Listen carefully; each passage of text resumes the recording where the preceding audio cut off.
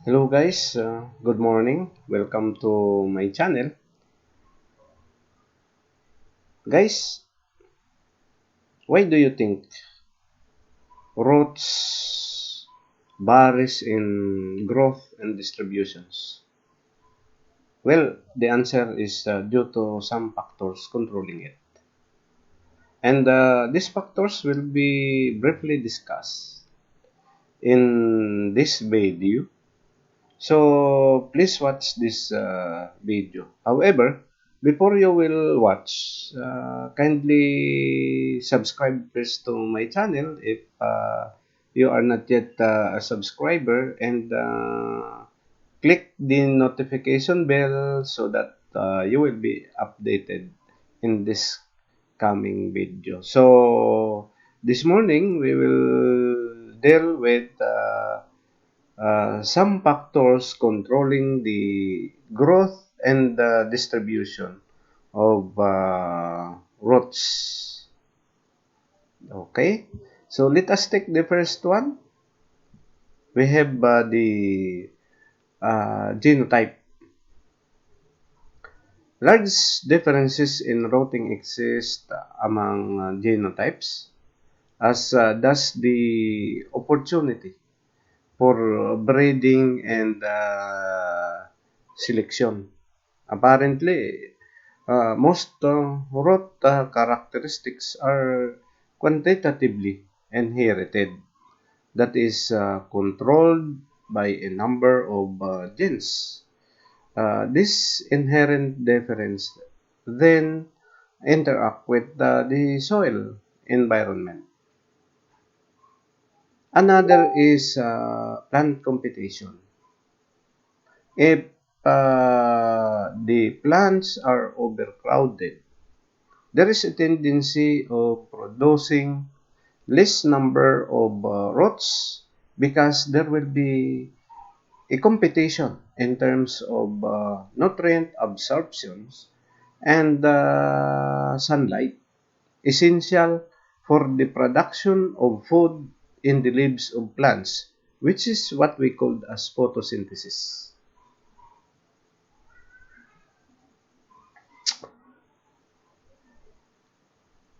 Another is defoliation.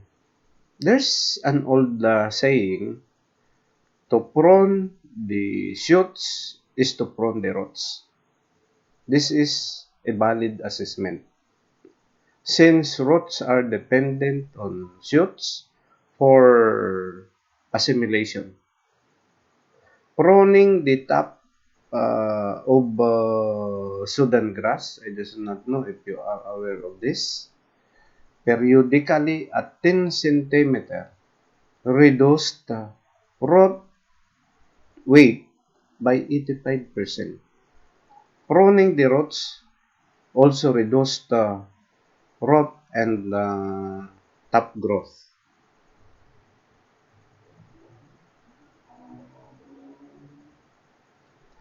We have also soil atmosphere.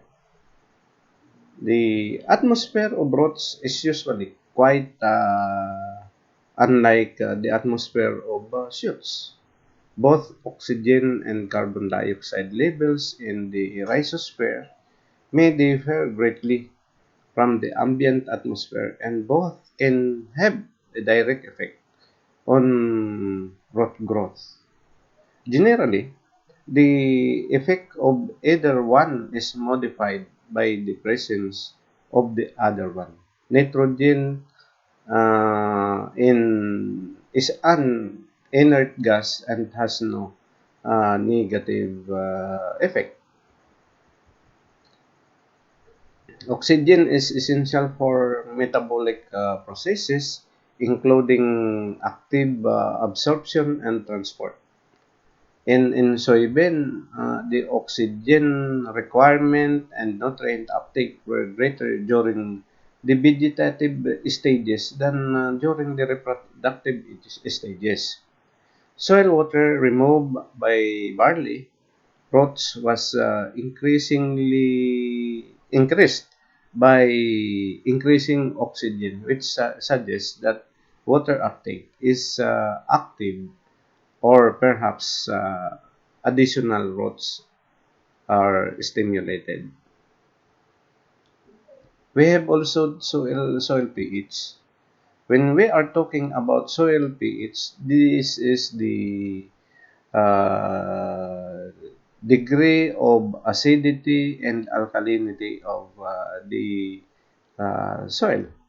So soil pH outside the range of point 0 to 8.0 has a potentially direct effect in limiting root growth. With this range as occurs under most field conditions, the effect is usually indirect. Soil pH or less than 6 increases the solubility of aluminum, manganese, and iron, which can be toxic and limit root growth. The pH value of water that is less than 6 is actually considered to be acidic depending on the degree of acidity. And of course, more than 6, I think, and above that's alkaline. Plant breeders have been successful in selecting aluminum tolerant lines in a number of crops. Tolerant lines raise the potential hydrogen or pH in the immediate vicinity of the root.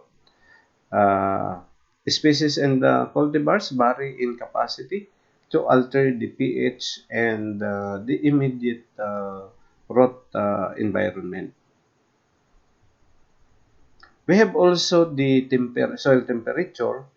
Optimum temperatures were generally lower for roots than for shoots, which is consistent with the natural growth. During spring and root temperatures under sod or vegetation are lower than the above ground temperatures. The temperatures optimal for species growth vary widely, of course. In increasing the root temperature by hot water pipes, usually there are in highly mechanized plantation, they use hot water pipes in order for to um, to increase the temperature of the plantation. So hot water pipes favored warm season grasses such as Sudan grass more than cool season grasses such as tall fescue. Uh, the temperature affected the growth of roots more than the growth of shoots. The direction of growth is highly related to temperature.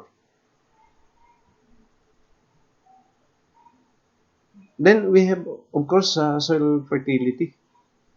Roots require adequate mineral nutrients for growth and development, as do other plants. Because they are closer to the sources than shoots, roots have the first opportunity for minerals and water, although they have the last opportunity for assimilate formed in the shoots. Of course, in this reason, a water or mineral deficiency generally affects roots less than the tops, unless it interferes directly with photosynthesis. An example is an iron deficiency, which reduces chlorophyll. A light deficiency also interferes directly with photosynthesis, resulting in shoot priority.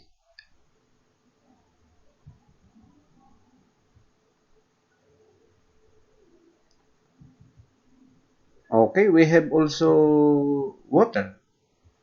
Water is essential for growth, evidenced by the fact that roots do not grow uh, through dry soil layers. However, roots have what might be regarded as a water stress adjustment mechanism whereby solutes accumulate in the tip and elevate the turgor pressure, which can sustain growth for limited time. Soil moisture stress significantly reduced. Root width, root width of blue panic grass and root length of soybean was significantly reduced by water potentials less than 2 bars or 16%. A moisture deficient soil also modified rotting patterns. A smaller percentage of the total roots were found in the surface layer. Of course, measuring 0 to 15 centimeters and a higher proportion in deeper strata. Irrigation reversed this trend, of course. And we have the last one is mechanical and physical forces. Roots encounter mechanical resistance to growth from a variety of causes such as particle size, lack of aggregation, soil strength, and compaction. Decreasing porosity or increasing bulk density decreased root growth.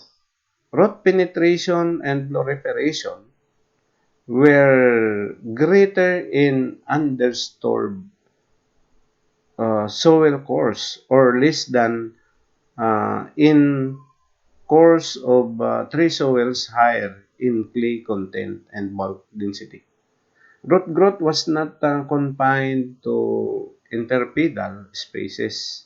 However, suggesting the soil strength affects root entry in soil spaces. High soil bulk density as in compacted sandy loam soil greatly reduce the root growth of tobacco. Um, Corn roots were observed to penetrate 2 meters in a coarse textured uh, glacial tilth, but seldom more than 1 meter in free textured soil, increasing the bulk density of the soil medium from 1.65 to 1.96 gram per um, square centimeter, not only reduced soybean root growth but altered the root anatomy by increasing thickness of cell walls and Casparian strip and by distorting the shape of the central cylinder. Such anatomical and aberrations indicate impairment of the absorption functions. Root density of corn and cotton was related to soil strength and the relationship of rotting density to absorption of soil moisture was linear.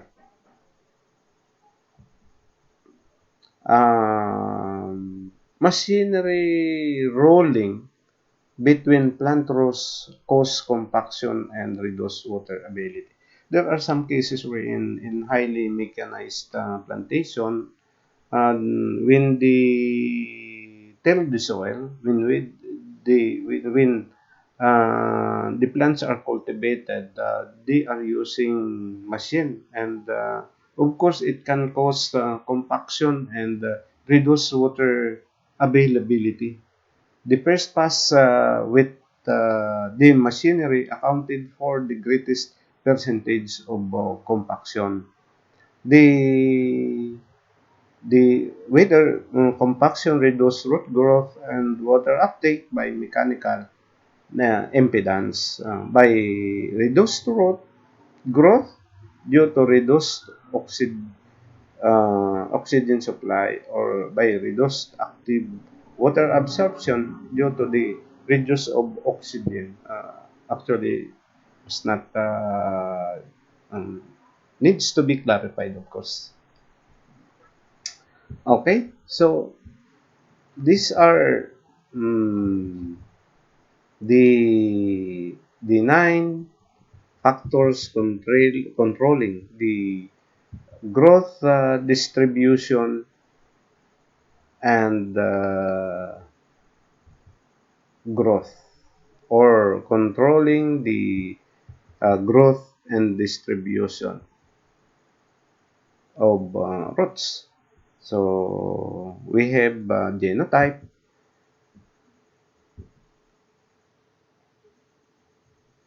the plant computation, the foliation, soil atmosphere,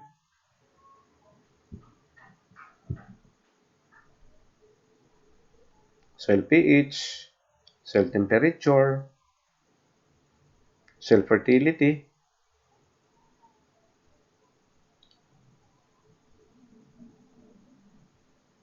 water, and of course, mechanical and physical forces. Okay, so these are all about for the different factors controlling the growth and distribution of roots in plants. Thank you very much for watching this video, and of course, uh, if you like the video, please share it to your classmates and friends. And of course, God bless you all and keep safe.